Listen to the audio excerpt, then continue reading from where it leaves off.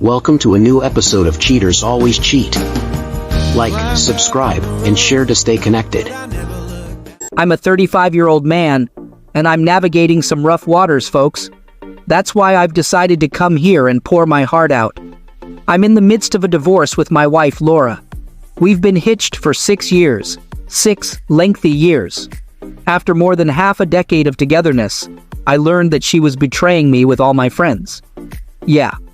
I was so mad at myself for believing that she was just a sociable person who got along well with my friends. Who knew she was bonding over something else entirely? As I pen this, I'm consumed by a mix of fury and sadness, so please forgive me if I just vent about my unfortunate life. Laura and I have been wedded for 6 years, and I thought we were a content couple.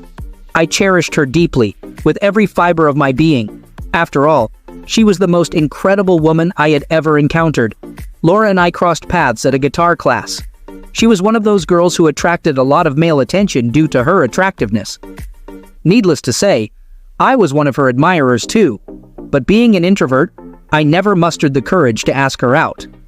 If Laura hadn't taken the initiative to approach me first, my life would have taken a different turn. I was adept at strumming the guitar, while she was just dipping her toes into the world of music. I can still recall the day Laura first reached out to me. I was engrossed in practicing some new chords when someone tapped me on the shoulder. "Hey John, it's Laura," she said. She was struggling with her music lessons and sought my assistance. That marked the start of a 2-year courtship and a 6-year marriage. Both of us were employed during our dating phase, but post-marriage, Laura chose to leave her job to chase her dream of a music career. I was employed in a corporate firm, so I didn't foresee any financial hurdles with Laura's decision. My income was sufficient to support a comfortable lifestyle for the two of us. Little did I know that I was merely a cash machine to her. Laura had a penchant for high-end clothing, exquisite perfumes, and the like. As a dutiful husband, I catered to all her desires. Laura is a sociable and outgoing individual. She has a knack for making friends quickly, whereas I find it challenging to forge friendships easily. Honestly, I admired her for her affability and her ability to bond so effortlessly with all my friends, while I was still grappling to feel at ease with hers. I would have remained oblivious to the truth, or even harbored any suspicions, if I hadn't stumbled upon those distasteful exchanges between her and my friends. About a month ago, my laptop hit a snag and crashed in the middle of a crucial task. So, I decided to use Laura's laptop to wrap up my work. Laura wasn't home at the time, and her laptop was password protected. I tried reaching out to her for the password, but she didn't pick up. She was out shopping with her friends, or so she told me. So I started trying out various combinations of letters and numbers to crack the password. After several attempts using our anniversary date and combinations of our names, I finally managed to unlock the laptop using her birth date. Clearly, she's quite self-obsessed. Once I logged in, I noticed that the browsers were still open, but I didn't pay much attention to the minimized windows. I was solely focused on my task. However, while I was engrossed in my work, I noticed several notifications popping up on one of the tabs. It was WhatsApp. She had left her WhatsApp logged in on her laptop. After I finished my work and was about to shut down the laptop, a little voice inside me urged me to click on that WhatsApp tab, which had been minimized until then. For a moment, I felt a bit uneasy about snooping through my wife's WhatsApp conversations, but I was still contemplating whether to take a quick look at her messages or not. I noticed a flurry of notifications, indicating an ongoing conversation. This piqued my curiosity because while she wasn't answering my calls, she was actively chatting with someone on WhatsApp. So, with a bit of hesitation, I clicked on the WhatsApp tab. That's when I was hit with a revelation that turned my world upside down. As I opened the WhatsApp window, I saw that she was online and engaged in a conversation. From the initial exchanges, it seemed like she had just left the person she was chatting with, and they were already missing each other. Intrigued, I clicked on the profile picture and was taken aback. It was my friend Tony. I was dumbfounded. Was Laura having an affair with Tony? As I scrolled through their conversation, I was plunged into the dark reality of Laura's secret life. I found myself immersed in my wife's flirtatious chats with her lover, leaving me grappling with a deep sense of betrayal and shattered trust. But the truth was even worse. Laura wasn't just cheating on me with Tony. She had flings and one-night stands with several of my friends. I was shaking with rage and disbelief. How could I have been so oblivious? I went into autopilot mode and quickly printed out all the chat conversations she had with her lovers. I was at a loss for how to approach her about this. In our 6 years of marriage, we'd hardly ever had a disagreement. She was so charming that I never found it in me to refuse her anything. She wasn't wrong when she referred to me as a puppet in one of her chats with her lover.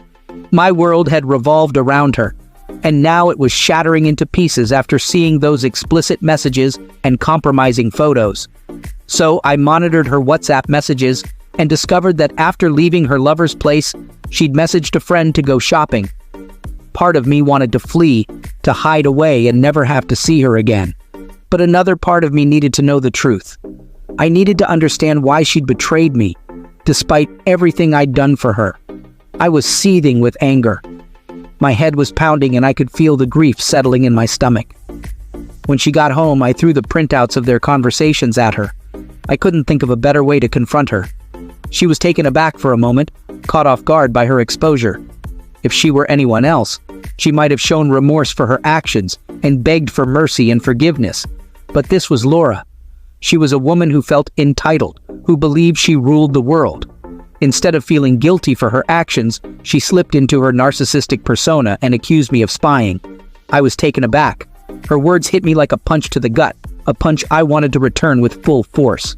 She spat out, "How dare you invade my privacy by logging into my laptop and reading my messages? Seriously? How dare I?" I was livid. For the first time, I raised my voice at her, demanding an explanation for her betrayal. She kept insisting it was just for fun. Fun? Is it fun to sleep with half a dozen men I know? I told her straight up that I couldn't live with her anymore and that I was going to divorce her. That's when the color drained from her face, at the mention of divorce. Up until then, she'd been fighting back, confident that she could escape the consequences of her actions. Well, guess what? Reality hit her hard when I told her to pack her things and get out. She probably never thought I'd have the guts to do that. She knew how deeply in love with her I was, how hard it would be for me to let her go. But I told her to leave the house immediately. She tried to hug me to calm me down, but I pushed her away. That's when she fell to her knees, begging for forgiveness, claiming it was a one-time mistake. If it had been a one-time mistake, maybe I could have forgiven her. But it wasn't a one-off. It was a calculated, premeditated betrayal, more than a dozen times, more than a baker's dozen of deceit and treachery. I felt utterly humiliated. She had been with my friends, all the while making a mockery of my gentle, loving nature. She even told them that I wasn't exciting or daring enough, implying that she was seeking those qualities in them. I was repulsed. The memory of those conversations, where she ridiculed my love and care, still haunts me. I can't shake the images from my mind. I left the house and sought solace with my closest friend Mark. Thankfully, he wasn't one of Laura's conquests, or I would have been completely devastated with no one to confide in. I poured out my heart to him, sobbing like a child. After listening to my whole story, Mark suggested that this might have started 2 years ago at a school reunion. He said that our old school friends were captivated by Laura's beauty and charm. He even recalled Tony, the same guy Laura was with that day, saying he'd feel blessed to have just one private moment with Laura. I was furious with Mark for not telling me about this sooner. Mark defended himself, saying he didn't take those comments seriously and dismissed them as typical guy talk. It's not uncommon for guys to make such comments about their friend's attractive wife, but they usually don't mean it. As I was discussing all this with Mark, my phone was being bombarded with messages and calls from Laura, pleading for forgiveness. In a fit of anger, I called her back and demanded, "When did all this start?" She was sobbing on the other end, and I kept repeating my question, "When the hell did all this begin? Was it at the school reunion?" Oh, Mark was right. It all started at that reunion. That's where we all exchanged contacts, and that's how Laura got in touch with my old school friends. She confessed that it began with innocent social media chats, which gradually turned into flirtatious exchanges. One thing led to another, and she cheated. It started as a one-time thing, but she got a thrill out of it and continued to betray me. She admitted to having physical relationships with at least 6 of my friends and several other men. I spent the next week at Mark's place, getting tested for STDs and hiring a lawyer. I sent the divorce papers to Laura through my lawyer, along with an official notice to vacate my house. I never want to see her face again. It's been a month since that dreadful day, and I'm still struggling to come to terms with the fact that she's been cheating on me for the past 2 years. I was such an idiot for never questioning her motives. I just want this agony to end so I can move forward with my life. I feel lost and aimless. I've been isolating myself from everyone for the past month, burying myself in video games. I've been calling in sick to work most of the month, working from home when I can. I don't want to see anyone. I'm writing this out just to vent my heart, hoping it might bring some relief. Update: my divorce is set to be finalized next week, and I'm feeling a sense of relief to finally be free from the grip of my soon-to-be ex-wife. After I left our home and stayed at Mark's place for a week, Laura continued to stay in our house. She resisted the divorce, insisting that I should take her affairs lightly and that they meant nothing to her. Well, guess what? They meant a lot to me. She didn't leave the house until my lawyer sent her an official eviction notice. Until then, she was hopeful that once my anger subsided, my love for her would take over and I'd return to her. After receiving the notice, she bombarded my phone with messages and voicemails, begging for forgiveness and a fresh start. When I ignored all her pleas, she became defensive. She accused me of being emotionally distant and lacking in adventure. If there's a global award for narcissism, I'm not sure, but I'd bet Laura would be a top contender. She's the most wicked woman I've ever encountered. I don't know what I was thinking when I fell for her. I had to block her everywhere because she was hindering my healing process. I don't know how many weeks I spent sobbing and cursing my luck on my couch. Despite the court proceedings, Laura was unwilling to accept the divorce. Of course, she didn't want to lose her personal cash machine. She begged for reconciliation, but I was firm on divorcing her. She didn't just betray me, she humiliated me. She ridiculed my love and care, and that's something I can't forgive.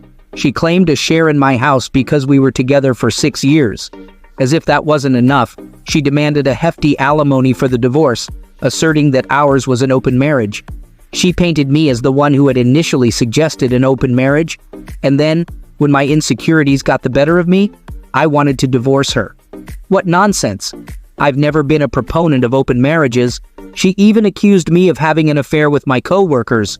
Of course, she couldn't substantiate her groundless accusations, and the court dismissed her demands. If anyone deserves compensation, it's me. Indeed, my lawyers even asked if I wanted to claim any damages, but I refused.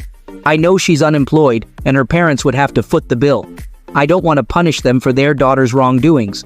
So, after 6 months of emotional turmoil and numerous meltdowns, I'm relieved that it's all coming to an end in a few days.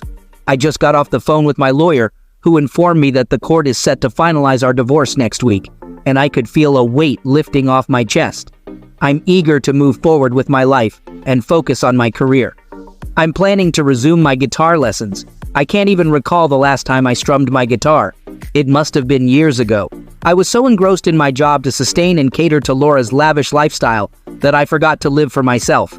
Thanks for your support. I'll keep you guys posted. Update number 2. Hey folks, it's been half a year since my last update. As I mentioned in my previous post, I finally managed to break free from my narcissistic ex-wife. Today marks exactly 1 year since my initial post, where I poured out my heart to you all. Oh boy, lamenting over my disloyal spouse. This update will be a bit more concise. Even though the wounds and reminders of the trauma are still present, I'm in a much healthier state now.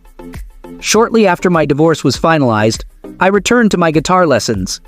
I also pursued some certification courses, which led to a promotion at work this fiscal year. Despite the divorce, Laura kept trying to reach out, using unknown numbers and landlines, sometimes begging for me to take her back, sometimes threatening me with severe repercussions for leaving her, and sometimes blaming me for her miserable existence. In the meantime, I saw Laura in my friends' Instagram stories, partying and dancing with them, so I blocked all the friends she had been unfaithful with. Who knows what she's up to now? I haven't dated anyone since. I feel like I'm not prepared to let someone else into my heart yet. A few weeks ago, my best friend Mark arranged a date for me with his coworker, Molly. This was the 3rd time he had tried to set me up with someone after my divorce. His first 2 attempts were unsuccessful because I didn't show up. For his 3rd attempt, Mark didn't take any chances. He picked me up from work and dropped me off at the cafe where I was supposed to meet Molly.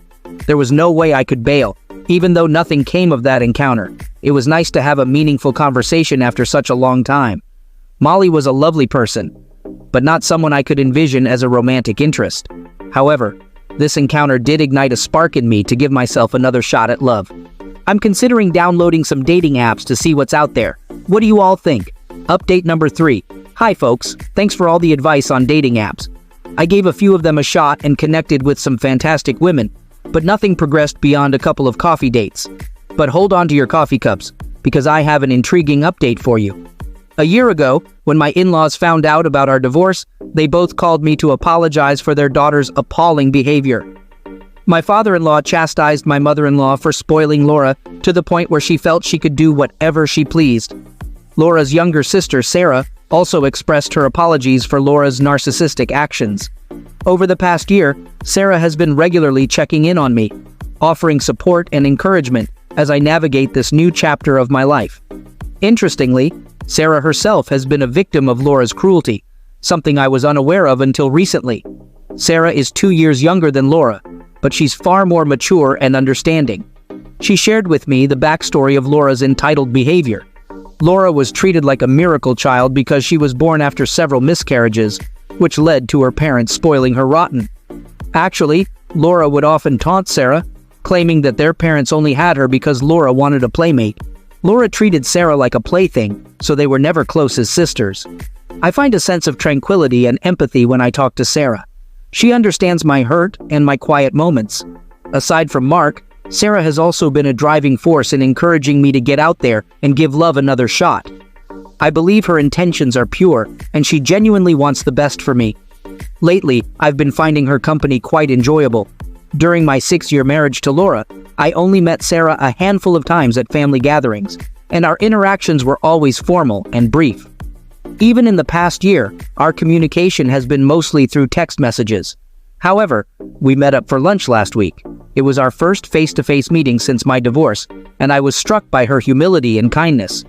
I felt genuinely happy in her presence. I'm not sure where this is heading, but I can't shake the fluttery feelings I've been having since our lunch. I talked to Mark about this, and he advised me to keep my distance from Sarah to avoid any potential complications with Laura in the future. Taking Mark's advice to heart, I've been avoiding Sarah for the past day, but it's not sitting well with me. I find myself longing to chat with her. I'm not sure when Sarah became such a significant part of my life, but now that I'm not talking to her, I feel a void. Do any of you have advice for me? What should my next move be? Should I continue to steer clear of Sarah as Mark suggested, or should I just go with the flow and see where things lead? Update number 4. Hi everyone. I know it's been a while, a whole year, in fact. A lot has transpired in the past year. Let me pick up from where I left off in my last post. After giving Sarah the silent treatment for a couple of days, I felt an emptiness inside. I realized that I was developing feelings for her. So, I decided to face her head on. To clear the air, I invited her to a casual lunch the following day. I expected her to be upset with me for ignoring her for 2 days, a reaction I was accustomed to because of Laura. But to my surprise, Sarah wasn't angry at all. Instead, she was worried about my well-being when I didn't respond. Her compassion took me aback. I confessed my feelings to her right then and there. I'm not sure where I found the bravery to bare my soul. Perhaps it was because I felt so at ease with Sarah. After hearing me out, Sarah confessed that she felt the same way. However, she also suggested that this might just be a phase, that I might be seeing her as a lifeline, and she was simply being a supportive friend. Her honesty and maturity struck a chord with me instantly. I decided to put these feelings on the back burner and give the dating app another shot, just to meet other women. But I have to say, the peace and comfort I found in Sarah, I didn't find with anyone else. She also started going out with her co-workers to help me move on, but it seemed like we both were caught in the web of our mutual feelings. After a month of this experiment, we decided to stop seeing other people, and instead, invest our time in getting to know each other better. Yes, we finally started interacting as potential partners. I've never felt such happiness and contentment, not even when I was with Laura. After 2 years of getting to know each other and officially dating for a year, we decided to tie the knot. However, our journey to marriage wasn't a walk in the park. We had to confront the elephant in the room, Laura. We were well aware of the repercussions of our decision and knew that Laura would create a storm when she heard the news. Through mutual friends, I learned that Laura had moved on and was dating other people. Sarah rarely brought up Laura, except for a few initial conversations where she shared about her challenging childhood with Laura. Sarah broke the news to her parents about us, and understandably, they were taken aback. Of course, they warned Sarah about the potential backlash from Laura. Things unfolded exactly as we had predicted. Laura unleashed a storm. She accused Sarah of betraying her by getting involved with her, quote, brother-in-law. Really? Brother-in-law. She reached out to me from a landline, hurling insults and accusing me of trying to infiltrate her family and turn Sarah and her parents against her. She threatened to involve the police and have me arrested for allegedly manipulating her sister. She vowed to make our lives miserable if we went ahead with our marriage plans. At first, her words scared me, but when she blamed Sarah for ruining her life, I lost my cool. How can someone be so self-absorbed? She was the one who wrecked her own life and mine. Sarah was the one who supported me during my darkest times. And now, when things are starting to look up for us, she's playing the victim. Laura's outburst only strengthened my resolve to marry Sarah. We both want to get married and put all of this behind us. And Laura's been using her parents as her last line of defense to try and stop the wedding. She's pressuring them to cut ties with Sarah if she marries me. She's accusing me of manipulating Sarah against her. She's told her parents that my feelings for Sarah aren't genuine. She believes I'm only marrying Sarah to spite her. She's convinced that I'm still in love with her and incapable of loving anyone else. Well, she's partially correct. 2 years ago, I couldn't have envisioned myself in love with anyone but Laura. I loved and trusted her with all my heart. But now, things have changed. I'm in love with Sarah. This second love is more mature and is built on a foundation of mutual respect, unlike the first one. Laura has made our lives a nightmare in the past month since she found out about our relationship. She's pulling out all the stops to prevent our wedding. She's emotionally manipulating her parents to pressure Sarah to call off the wedding. Her parents know me well, so they haven't said anything to me. However, they've been gently suggesting to Sarah that she rethink her decision. I believe Laura's parents are also to blame for Laura's sense of entitlement. They should have stood by Sarah and put Laura in her place. Regardless, the wedding is set for this upcoming Sunday, and I'm fairly certain that Laura is going to cause a scene at the venue. She's threatened to trash the place, even going as far as to say she'll set it on fire. Yeah, you heard that right. I've arranged for extra security for Sarah's sake.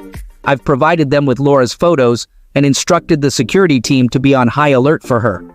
My folks reached out to Sarah's parents, urging them to rein in Laura. But that girl is a law unto herself.